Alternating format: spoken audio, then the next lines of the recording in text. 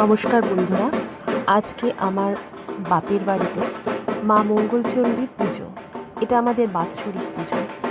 অনেক ছোটোবেলা থেকেই আমি দেখছি, মানে আমি জন্মের পর থেকেই দেখছি, কারণ আমাদের এই পুজোটা 80 বছরের বেশি হবে।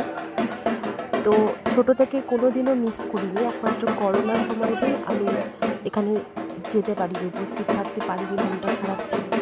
আর এই বছরও এত কিছু আশা করে রাখার পরেও যেতে পারিনি মায়ের কাছে, কারণ কদিন ধরে শরীরটা খুব খারাপ।